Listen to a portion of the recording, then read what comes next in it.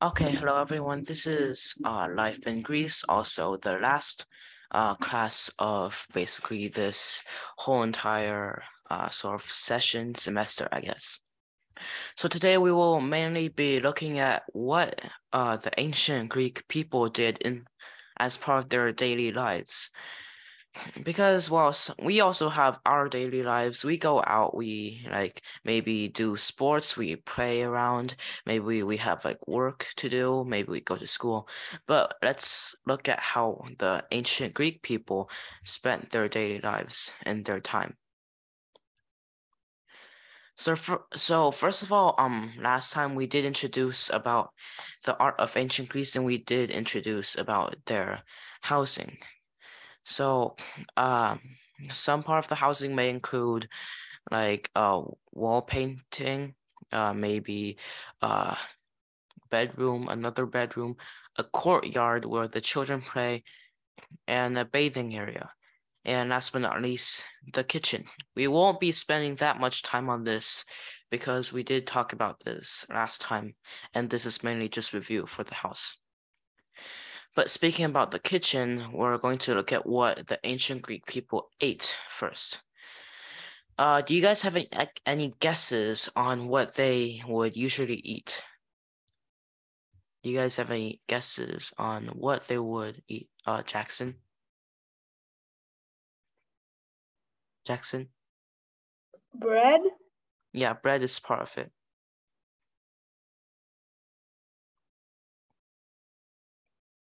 Yes. Well, beef was very expensive back at the time. Pork was the only non-expensive meat that they could actually get. Any other guesses? If not, we will move on. All right, so first of all, the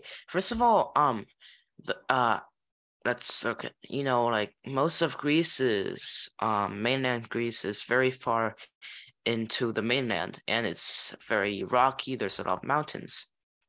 As we did talk about their geography in the Greco-Persian Wars. So basically, they didn't have enough lands like the plains to grow food. So basically, they ate barley to make porridge, and wheat to make bread and some porridge as well. Fruits and vegetables, which were very common back as well. Also, they produced a lot of cheese and other dairy products, such as like milk and such, but they usually drink wine. Also, there was fish. However, they could only eat fresh fish if they were near the coast, if they lived near the coast, because it takes a long time to get the fish back. So they would sort of, like preserve it and make it like they would like modify it so the fish would actually last. Dry fish. Yeah, dried. They also eat meat, except the only like non-expensive meat, as I mentioned before, was pork. All other meat was very expensive, including beef, chicken, and lamb meat, and many more. However, Sparta ate a lot of meat because it kept them healthy. Pork. Yeah, pork. They made like a sort of black soup, as they put pork in it and a lot of other nutritious stuff. However, the rest of Greece, they all shared the same attitude which to the black soup, which is that they would rather die 1,000 times than eat it. Because even though it's very, very nutritious, it was also disgusting. Nobody except the Spartans wanted to eat it.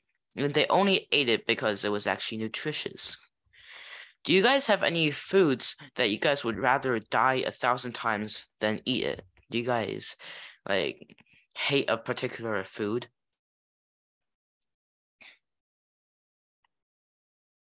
I hate onions. I don't like onions. What food do you guys not really like? Coconut? Asparagus. Asparagus is one. Okay, no other. Mary. Celery. A lot of people at my school also don't like celery. All right, so okay. Anyway, they also make like onions. They also make like olives. Athens in particular had a lot of olives. They could they use olives they can eat olives, they can also use it for oil. And there's a small fun fact. The Greek people, when they get like dirty, they put olive oil on them and they use like a stick to scrape it off. It would bring the olive oil sticking to the dirt like a clean chunk off of it, which is really, really disgusting, which is why a lot of people, But olive is good thing. Yeah, olives are good because they provide a lot of food for them. And well, not last, but they also drink a lot of grape juice. Like everybody drinks grape juice, even the children. Like they grow up drinking grape juice. Like right now we have a law that states if you're under 18, you can't drink. But back then, like children are fed grape juice, the moment they're like born. They drink grape juice growing up. And they put water into the grape wine because to dilute it, so it isn't that dangerous. It isn't that much of alcohol. But the Macedonian people, they don't put water in it. They just drink the pure alcohol part of it.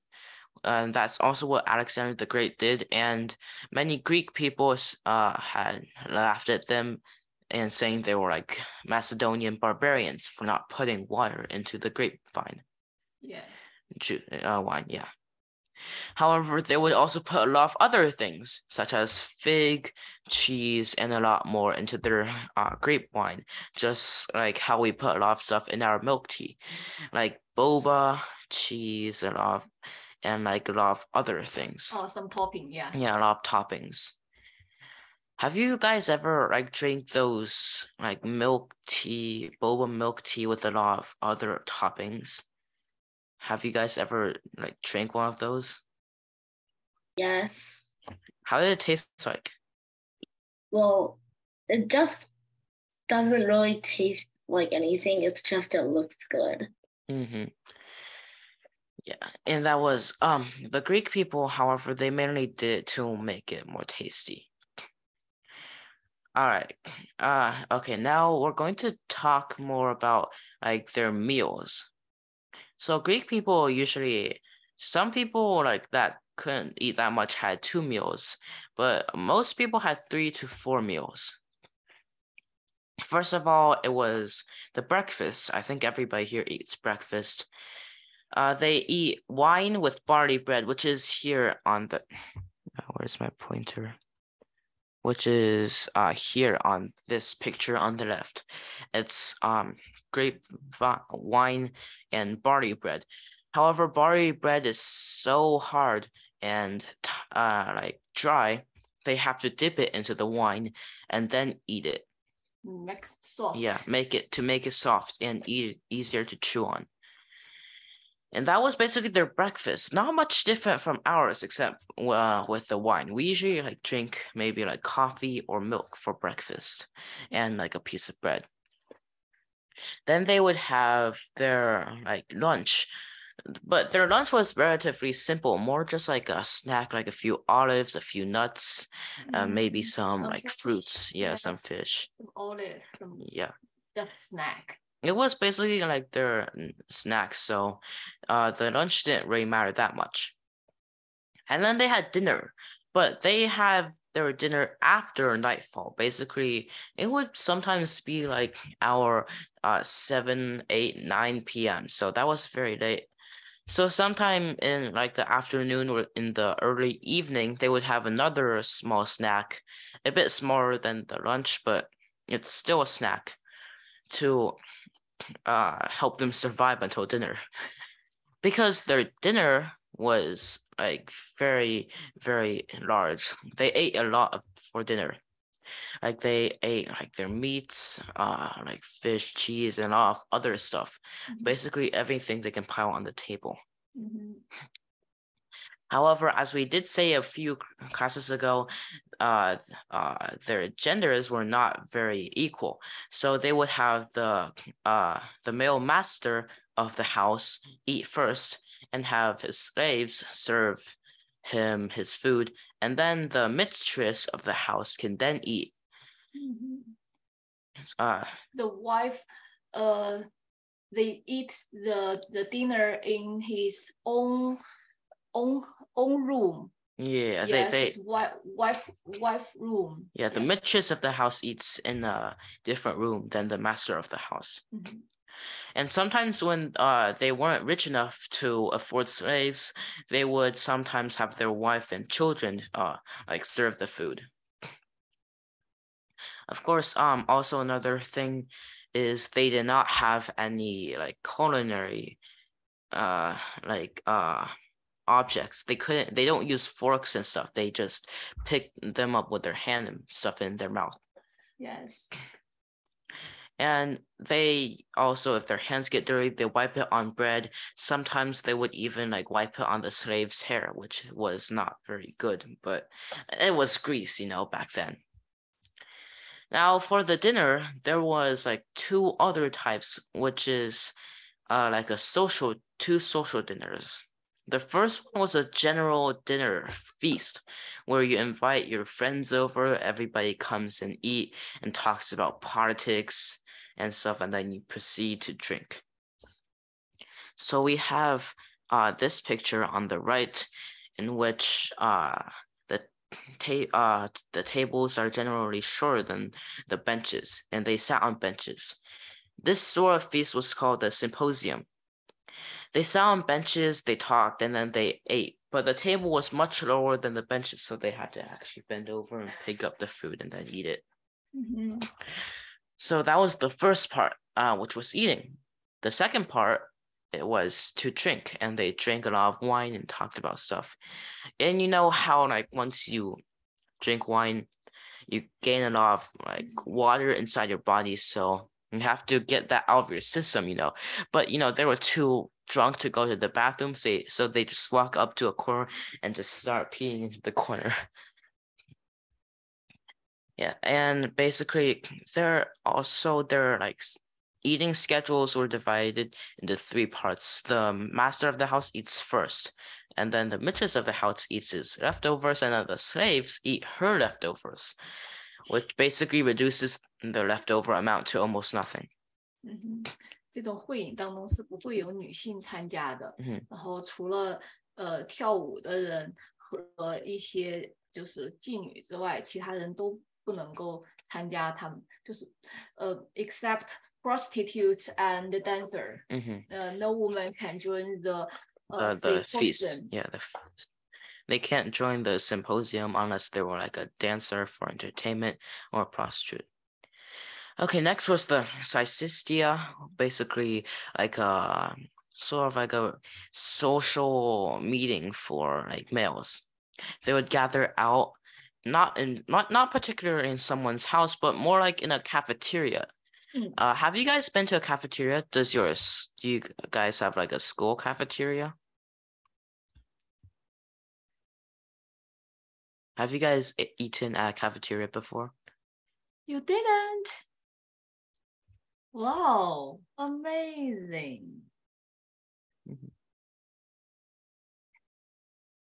Okay, so basically they were they ate together, and it was more like a social event, and it was mandatory for most city-states. And Sparta, they always they always have together. Yeah, they always eat together in Sparta. 然后在雅典的话，他们就是政府的官员们也会每个月有一次，就是大家一起吃饭的时间，然后这些时间都是这些都是由那个城邦付费的，所以大家还挺高兴的。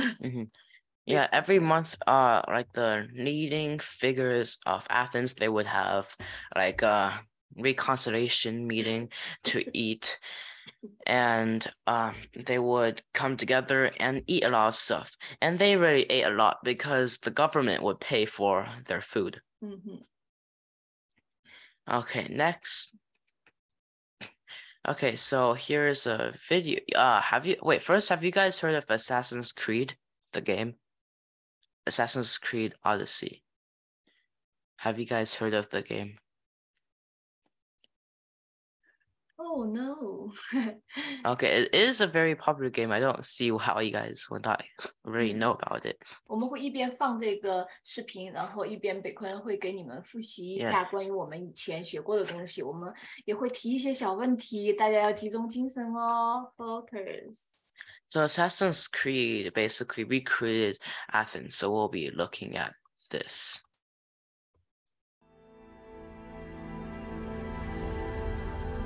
So this is like a overview from above about like the whole of Athens. 它也是有城墙的，但是他们的城墙当时可能没有这么好。Yeah, they did have walls, but their walls weren't as well built as them. Yeah. 外邦人来到了雅典。And this was like the typical warship of the time. This is the port of Piraeus. Basically, their port, where Athens gets a lot of stuff. The marketplace, you can see many artisans, and another thing about like fruit. Wait a second. Let me just. They only had fresh fruit like on near the sea because. Near the sea and the village. Yeah. So basically, this was one of the best places to actually get fresh fruit, and especially fish, because Athens is really far into the mainland, not very close to the seas. 如果他们在城市里面的话，大部分的普通人只能吃干的蔬菜， dry veggies, dry fish, and such. 新鲜的蔬菜就比较贵。你看这里可以看到一些胡萝卜，还有一些 cabbage and like cabbage and cucumbers. You know, the cucumbers will probably become pickles. And this is, I think that's okay. Wait a sec.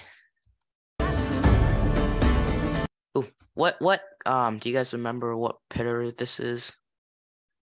这是哪种柱式？上面有漩涡状的东西的。You guys remember what sort of pillar this is? Can you guys see my mouse? No one remember? Coconut. Do you remember it? No. Okay. Well, it's the Ionic pillars. Ionic pillars have spirals in them on the top. Okay.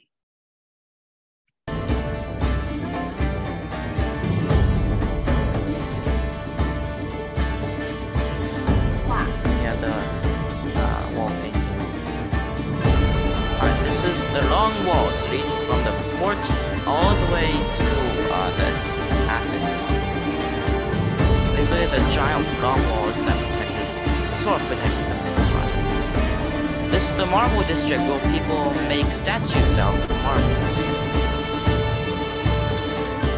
They made like, oh, this is the Scopolis by Nero. And the sculptor actually surprisingly had. Okay, Temple of Hephaestus. Do you guys remember who Hephaestus is? You guys know who Hephaestus is? Patrick? The god of crafting? Yeah. Coconut? I was about to say the same thing. Yes. So he's the god of the forge and fire. He's also a very ugly god, but we shall respect him because he's a good person. Alright, this is like the Hermameikos, basically like the clay pot, the terracotta pot district where they make vase paintings. 因为雅典的陶器当时是整个地中海最有名的，到后来已经成了整个地区几乎是唯一，他们垄断了整个市场，因为他们的这个陶器非常的有名。Their vase paintings were so famous that like basically they so were popular and so famous.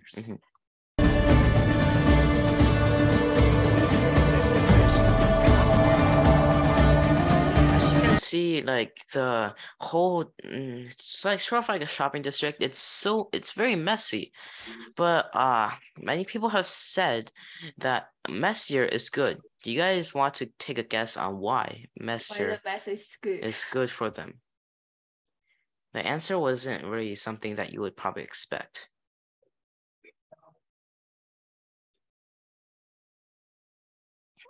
Okay, tell us the answer. Yeah, so basically they said that if it was messy, the Spartans, if they ever came and attacked, they probably wouldn't find a way. But of course, they forgot to overlook one small detail. They wouldn't, if you're stuck in a maze with like a bunch of bombs, you wouldn't need to navigate it. You would just blow up everything, like the walls and such. Because like the fire and everything. Sparta isn't here to preserve the history. They don't really want to preserve the history. They want to destroy Athens. Yeah, all right. Go on. Yeah, it's very messy still.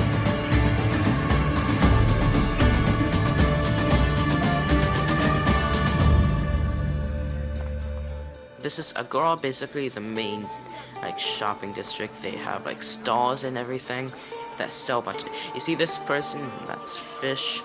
They sell fish. Maybe not fresh, but maybe. It looks fresh. And you can see pig, because pig was one of the only meats that was non-expensive. This area, pig is like sort of their supreme court at the time, where they judge. You see the slave is probably okay, his expression. That's the Panathenaic boat, which is basically a boat they would have used at the time. And I think it's still preserved. The Spartans may draw near to our walls, but we must come together now for the glory of Athens. Glory for you!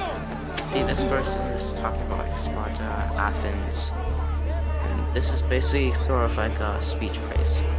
This is Pericles' residence. This is where Pericles lives. Do you guys remember Pericles? Okay, good. So basically, Pericles' residence was a big house. They, 这就是他的会议，然后里面有一个舞者在跳。Yeah, there's a dancer there, and basically this was where Pericles lived. Pericles Symposium. Yeah, this is he held a symposium like when this video was taking. You see, they're like singing and providing entertainment to the guests.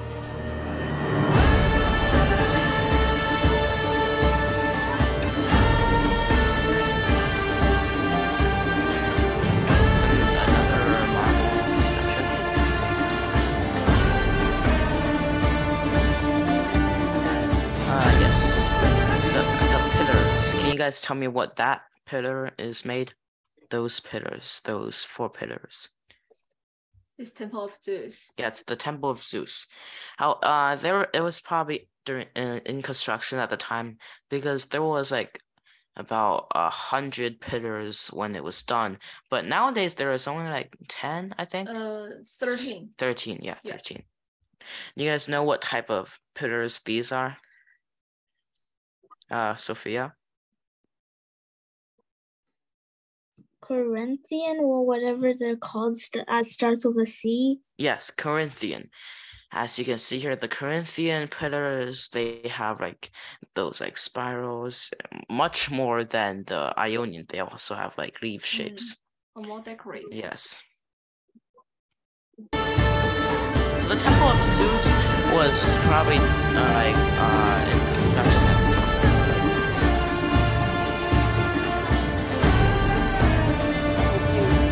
Technically, like a normal Greek person would be allowed up there, but since he's a player, okay, this is the Odeon of Pericles. Basically, Pericles' sort of theater was the first roofed one, because most of them was out in the open.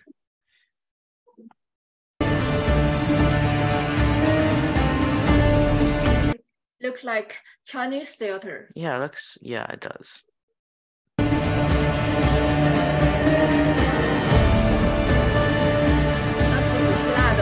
那个悲剧大部分就是在迪奥尼索斯剧场和这个德雷克利的欧典。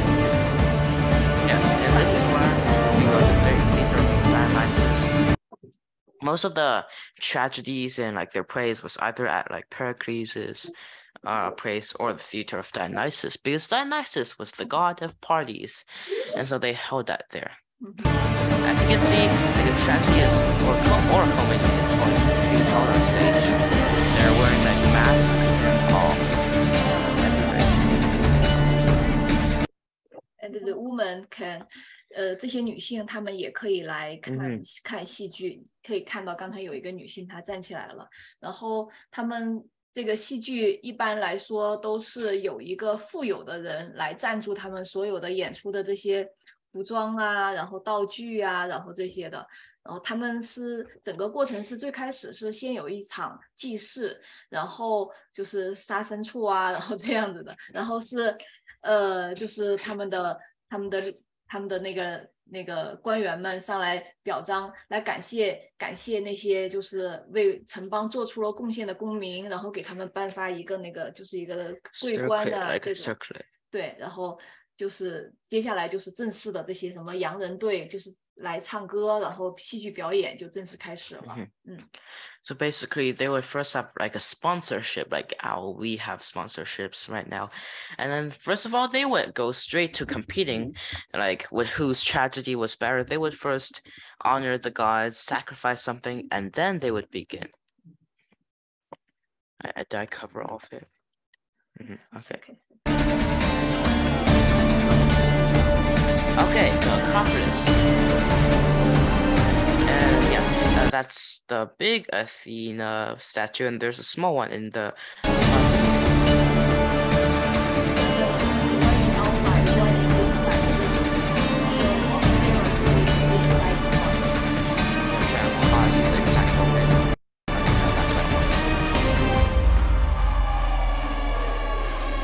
Yes, here it is. Here is the statue of Athena with Nikki on her hand. As we did have like that very trashy drawing I drew. I don't have it anymore. I honestly cannot find it. I think I can. Yeah, I can't find it. So this is what it probably looked like, but you know how the replica just looked. You know, Nike was chubby in the replica. So this is how it actually looked like on the inside of the Parthenon.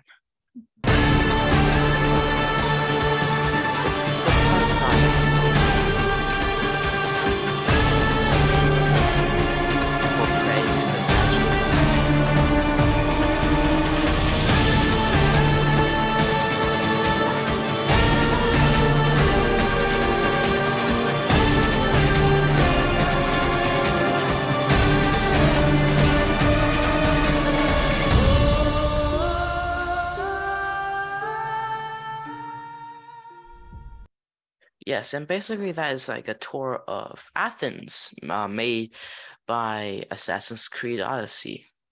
Honestly, it did recreate it very well, and we were able to see much things that we couldn't see now, honestly, because it's destroyed. All right.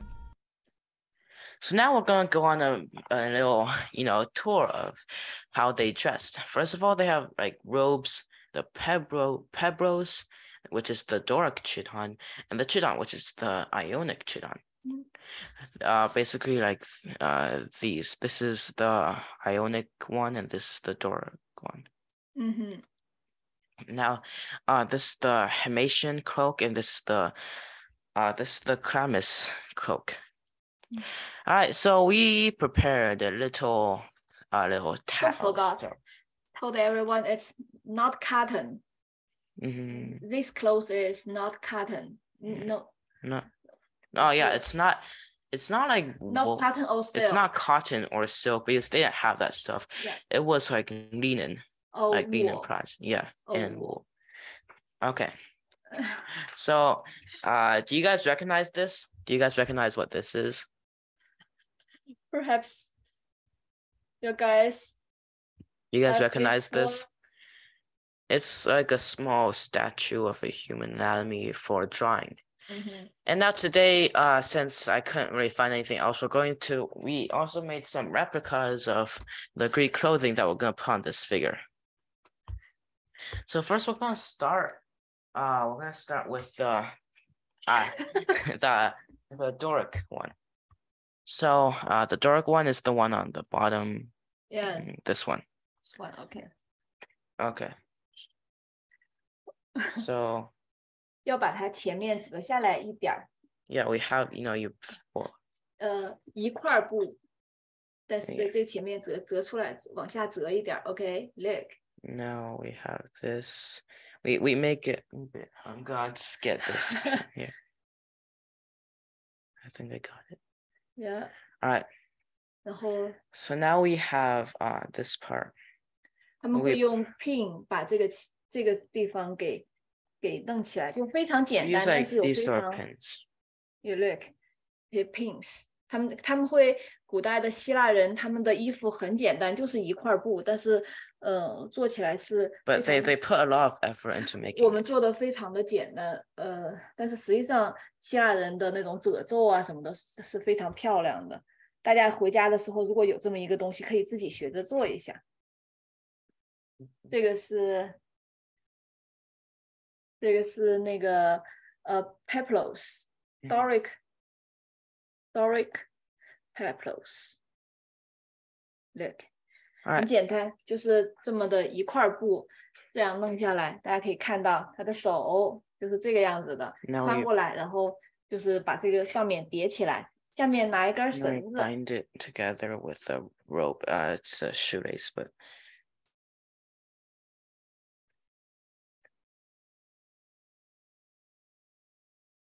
就这样就行了。That's enough. That's enough. Okay. That's enough. Look. Hi everyone. Yeah. 这个是什么 Yeah, that's the Doric one. Yes, it's a Doric peplos. It's a rope. Yeah, you guys can look at and there's this also, one. this. The left. Yeah. Okay. All right. So now we're gonna take this apart. And we're going to move on to the Ionic one. The Ionic one is relatively simpler. Well, not that simpler, but in making, because we're not going to use these pins anymore. 但是实际上在他们自己的那上面，大家可以在刚才的视频当中也看到，他们有一些衣服这些地方是缝上的，或者是用别针别上的，然后就大家可以看到 the left one and outside。就刚才过来。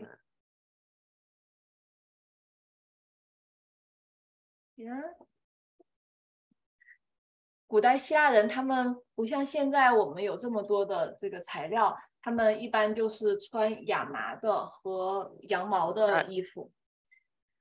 Alright, so we have the person, and this is like the Ionic cloth we prepared. Yes, it's. So you see, it's more like our modern t-shirts. It has like this neck hole. Has this neck hole. It should have a sleeve hole too, but yeah, it has this neck hole. Puts it on here, and then the hand. Yeah. It has you see on the top, it has very big sleeves. That's big sleeves. Now we're gonna use the rope here. 这上面是把它那个连接上的，然后它就直接从两边就是手就伸出来了，然后中间系一个带子。OK. Another rope. It's Ionic style. Yeah, that's okay. Okay. All right, now. Look. Yeah, it has bigger sleeves. Give us a cloak. Yeah. Okay. So now we're gonna put on the cloak. So first of all, let's look at the chlamys cloak. Basically, this one. You guys see it's. All right. So first, we put it over this shoulder. And this side over this too. It's mainly on this hand, hanging on this hand. It's what? It's hanging on. Okay, I'm gonna just pin this together. I mentioned O. This is the chlamys. Chlamys 就像一个披肩一样，它是那个把那个肩膀给包围住，然后在那个右肩膀上用一个就是别针给它别起来。这个大部分都是士兵 soldier 去战斗的时候，他们就会当这个。有的时候还会把这个披风，因为它比较硬，他会把它当一个保护自己的相当于盔甲一样的东西来用吧，因为他们这个都是很厚的这种羊毛的。Could you please? Wait, I'm gonna stop sharing so you guys can see a bigger screen of it. Okay. So basically, they have like this cloak. They usually wear it to war, and since it was like bigger, and they will sometimes use it as a shield. All right, now for the other one, I'm just gonna open the slide for reference.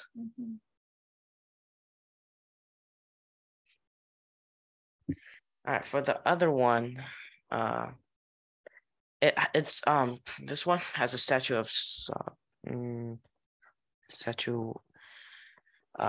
like Socrates. I think that's Socrates.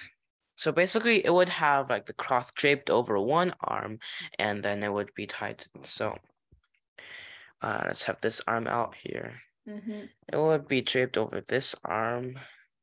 要从左边的你的这个腋下面穿过去，然后就是在右肩膀上就固定住，然后基本上你就是搭在那个上面就可以了。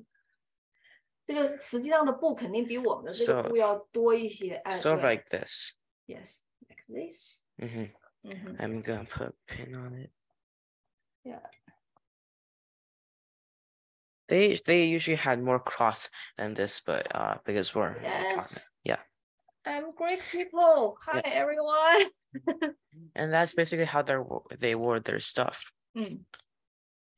然后那个时候不像我们现在有一些就是衣服是成衣，叫什么叫成衣？就是有工厂或者是来给你做的。他们那个时候大部分都是不叫大部分，就是都是自己家做的衣服。其实也没有什么衣服，就是一个袍子，然后就是系上各种的带子呀，然后系上一些别针啊什么的。对，大部分的衣服就是这个样子了。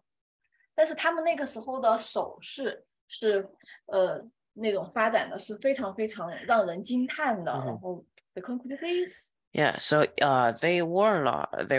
Like they had a lot of cloth for their like clothes, and they wore a lot of different things. However, they also had a lot of accessories, so we're going to look at that next. So jewelry, of course, as you may see here, there is a very, very concurrent pattern, which is that all of them have gold, and gold was very, very valued in Greece. Anyone want to guess on why it would be valued like that? Any? It might be like valued like that because it's shiny and it's pretty rare, probably. That's one thing, because it looks good. 还有吗？ Here's a hint. It's something about the gods. Yeah, they were very religious. Greek people were very, very religious. 黄金的颜色像什么的颜色？Any? I think there was like a god that had like gold skin or something. The gold what? Like gold skin. Well, we don't really know what skin gods had. Alina. Is it like because gold is the color of the sun? Wait, can you repeat that? Gold is the color of the sun. Yes. Gold is the color of the sun, and coconut. Lightning, like Zeus is lightning bolts and stuff like that. Yes, but lightning would make more of a connect. Yeah, that would be one. However, the main reason is that gold is like the sun, and sun was Apollo. So they really cherished gold because they thought that Apollo would bring them good luck. Also, Apollo is like the god of medicine and diseases. Power and protection. Yeah. Yeah. All right, here's another question for you guys. Which one of these like 5 accessories that we put up here. Which one do you guys think was the most expensive? This is an open answer because we don't really know either. But there's a pattern to it.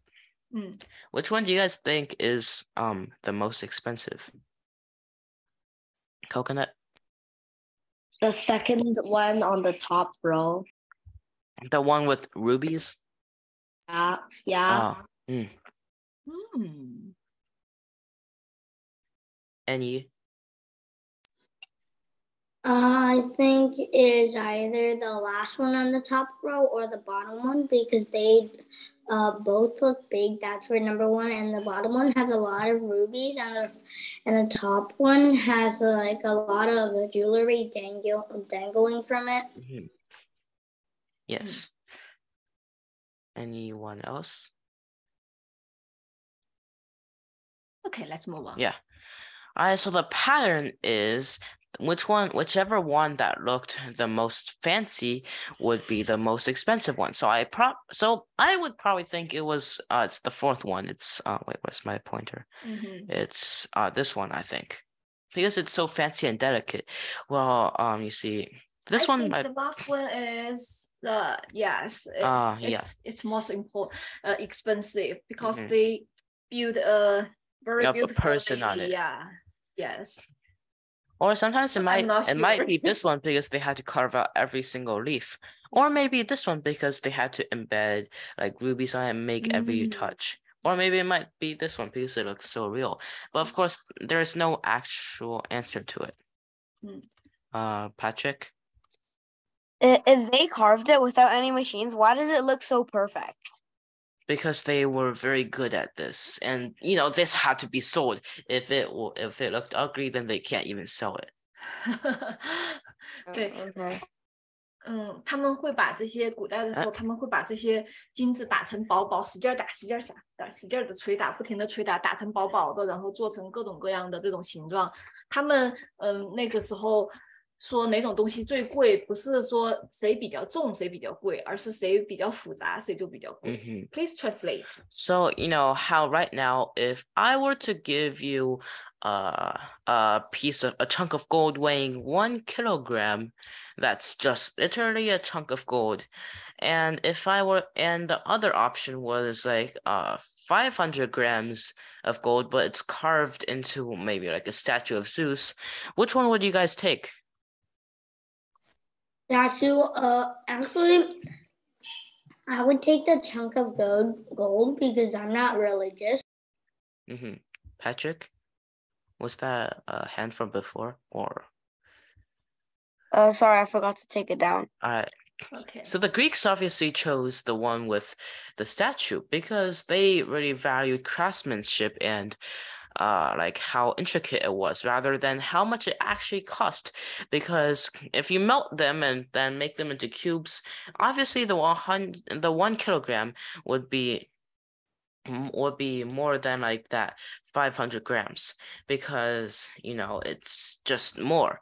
However, since someone had like made it into a statue, they thought that it would be worth more. Let's move on. Yeah. So next is weddings. Well, weddings were certainly not day-to-day, but they happened. However, weddings, now weddings, they plan it and then after maybe like a week or so they do it, right? They eat cake and all the other stuff. However, back then, the time between like when they like plan on the marriage and when the marriage actually happens could range from a few months to over years. Well, however, we did talk about half of the wedding back during our like Greek woman part. Basically the girl part of the family would have to prepare a dowry, and the boy part of the family would also have to prepare some money for them. Money, house, a lot of things. It's marriage is expensive. They will have to spend lots of money on it. However, of course, why it takes some. You guys have any idea on why maybe they might stretch it out to like months or years to actually do the marriage? Any guesses? The reason isn't actually that, that unreasonable because people like money. Okay, let's move Yeah, on. so the answer is basically if, for example, if someone star offers like 100 gold coins worth of dowry, or someone else offers like 200 coins worth of dowry, but you already agreed to the first one with the 100 gold coin one, you can like stop that marriage, terminate its process, and then remarry your son to that girl who has like more money. Greedy, am I right? Okay, but if they actually do it, then the wedding spans over a few days. Do you guys have any like guesses on how much days they would use to do the marriage? How many days would it take? Any? 1 week. That's a bit long.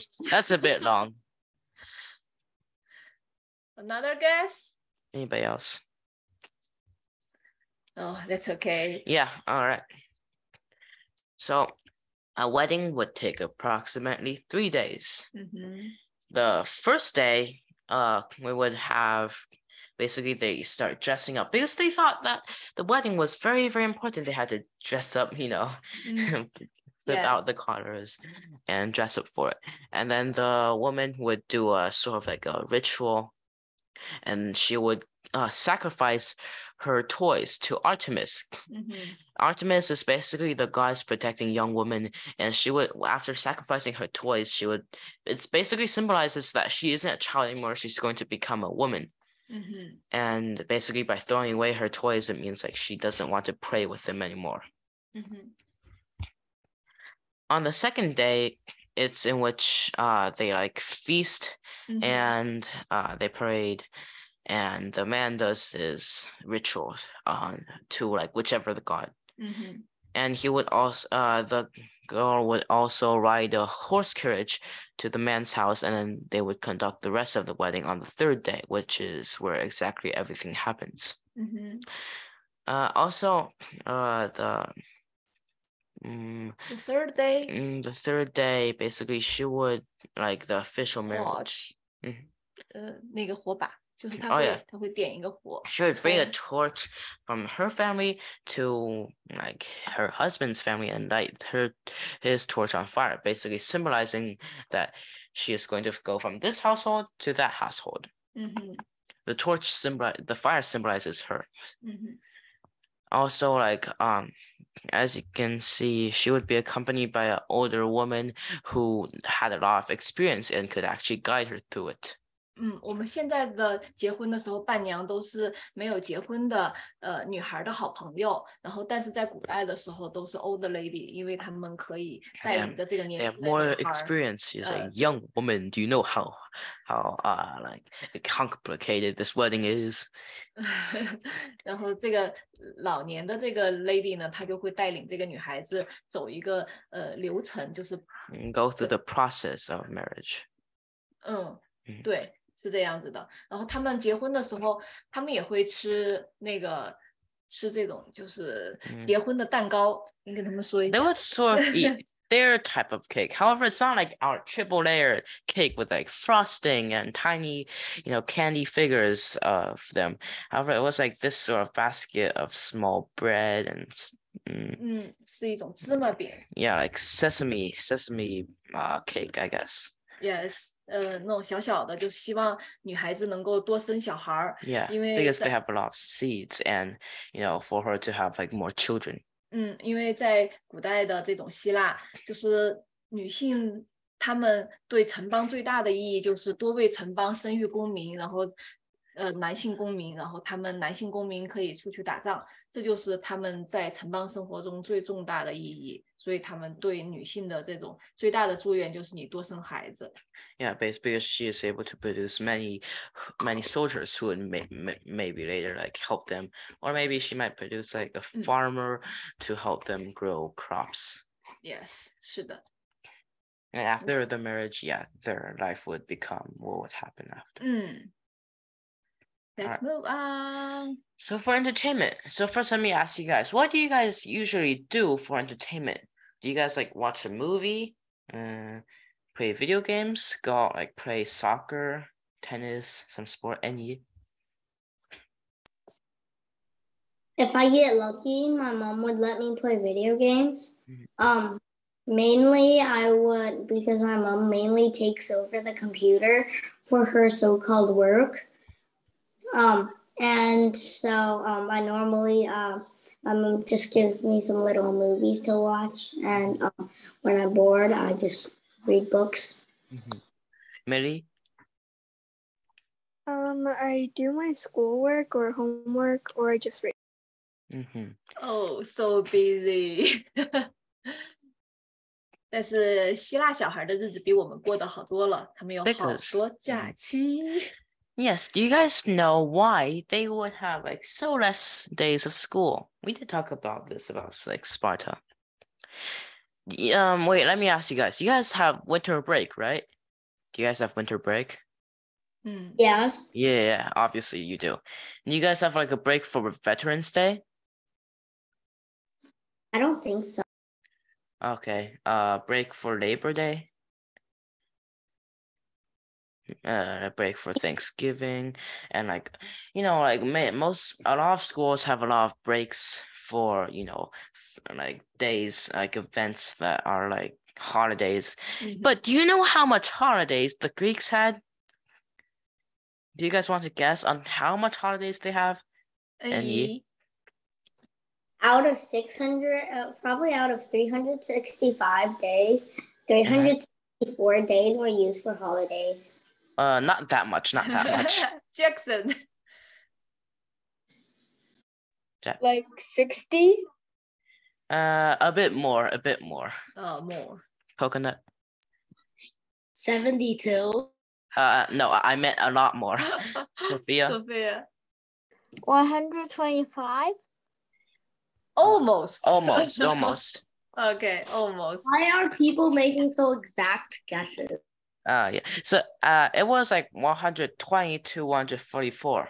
In Athens. Yeah, in Athens. If in Sparta, it's in Sparta, there's like 170, I guess. Oh, more. Yeah. A lot of festival. There's so much days off. Like there is like a Dionysus festival where all genders can attend, where they drink themselves silly and they party a lot. This picture right here. Yeah. They also have a lot more festivals. Remember like that time in the Greco-Persian Wars, the marathon battle? They're like, Sparta, come help us. Sparta's like, sorry, it's my day off. We're having a party. And you? That means that the Spartan kids are gonna be really dumb. Well, they only learn how to fight. So when they have a festival, half of it's probably gonna be like, who shall come on top in a wrestling match? So maybe their festivals were for, you know, fighting too. And Spartan kids, they only learn how to fight. They don't learn like maths. They don't learn, you know, that stuff. They didn't learn this art, literature, or what? They just learn how to fight. Yeah. How to wrestle a tiger. All right.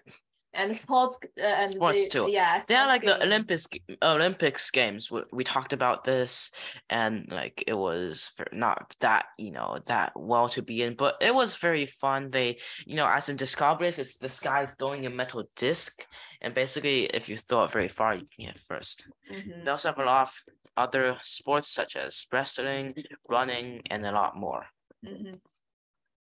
There's also theaters, which are like this one, and these like basically these sections are split up into like villages or like sort of clans. Yes. How? 他们那个座位就是区分的，就是阶层也很明显。最前面是 the people in the very front, only like the generals or the bigger people, generals, and like more important people could sit in the front because they can actually see in the front. And then after them would probably be like the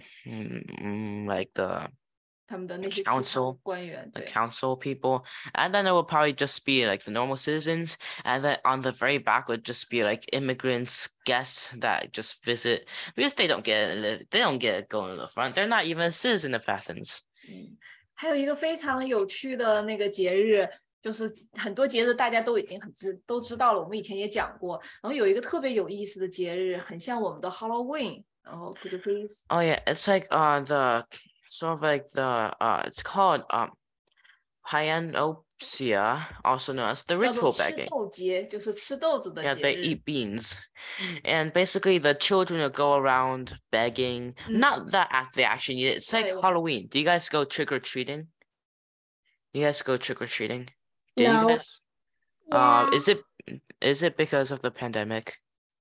No, it's because I'm religious, and it's also because I'm addicted to Minecraft. Okay. Good. Okay, that seems all right. So basically, they go around begging for food, even though they don't eat it. It's just a fun thing to do. That's how a lot of people go trick or treating. Yes. So the kids go around, like they knock your door, they chant this song, like the swallow has come, bring fair seasons, fair years. White on its hungry belly, black on its back. You roll out the round cake from the grand house in a little goblet of wine and a basket of cheese too, both wheat loaves and pulse bread. The swallow does not reject. Well, shall we depart or take them ourselves? If you give us something, if not, we shan't leave you alone. We shall carry away either your door or its lintel or the lady sitting within. She's quite petite, so that we'll easily carry her away. If you do offer something, may you offer something big. Open the door for the swallow.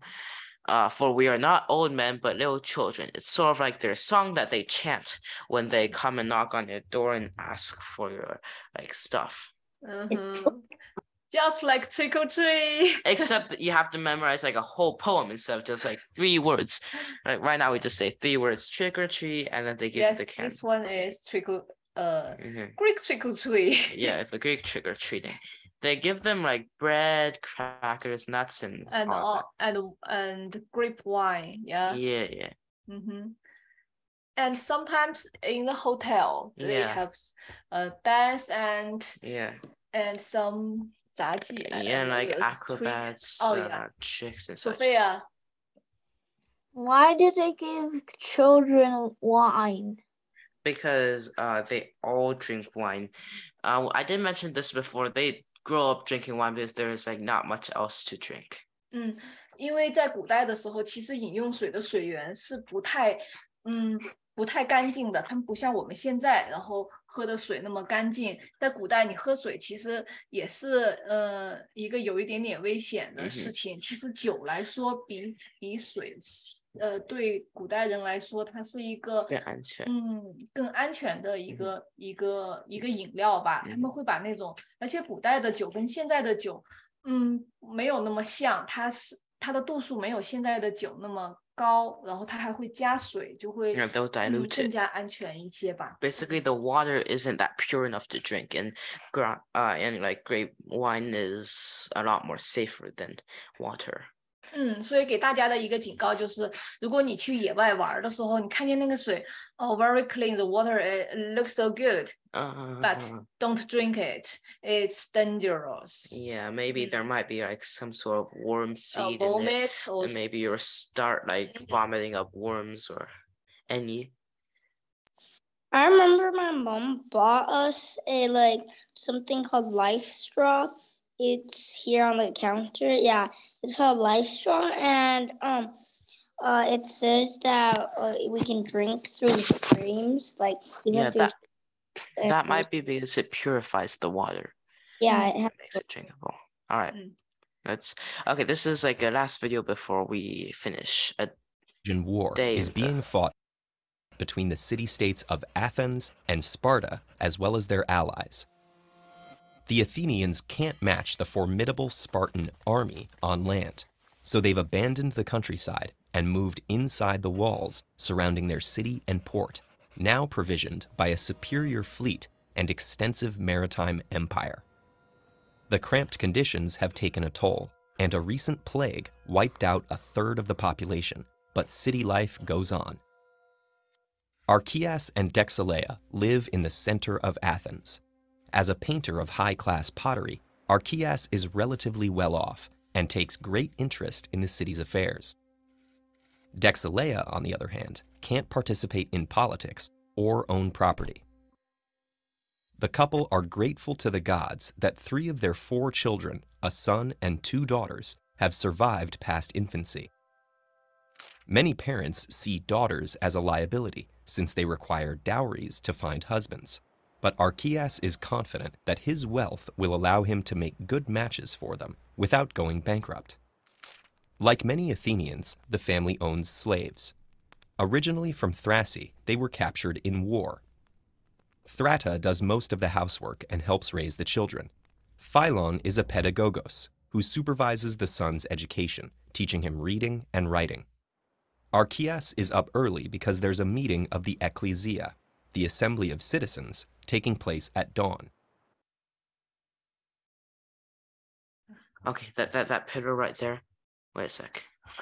That pillar, the Ionic pillar. Okay.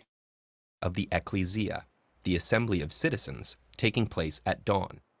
Before setting out, he burns incense and pours a libation at the small shrine in the courtyard on behalf of his entire household. Dexalea will remain at home all day, teaching her daughters domestic skills.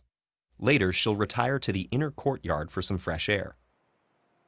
When Archias arrives at the Agora, the civic and commercial heart of the city, he finds the square swarming with his fellow citizens, native-born adult males who have completed military training. Attached to the central monument is a notice board with the meeting's agenda.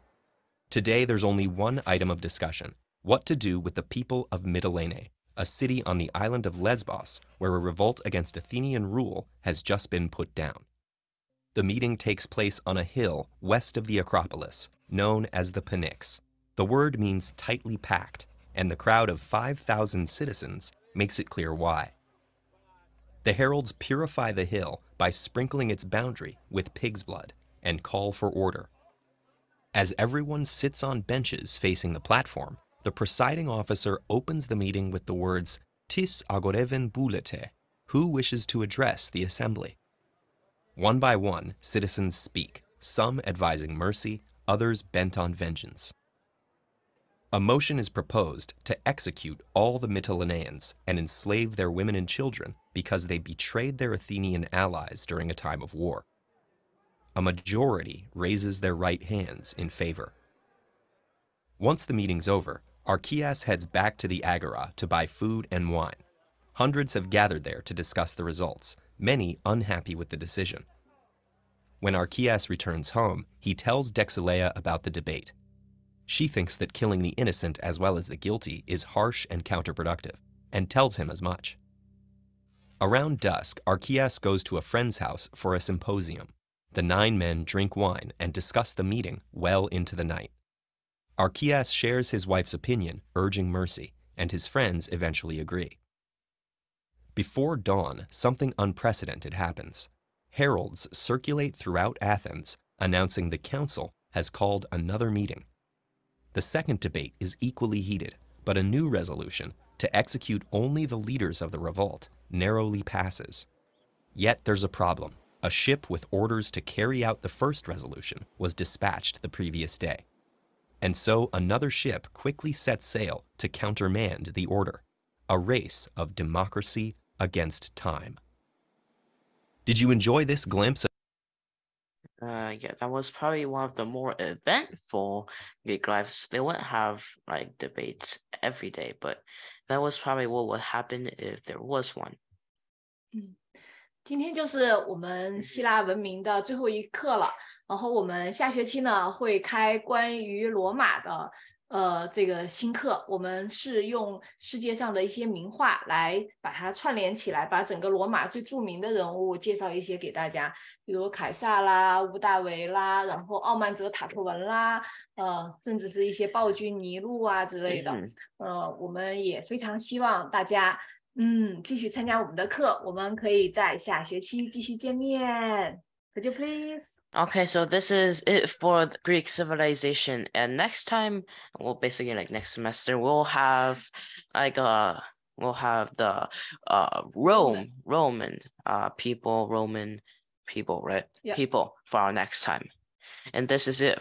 We're going to leave Greece for a while and look at Rome. Thank you everyone. 谢谢你们一直支持我们。Thank you.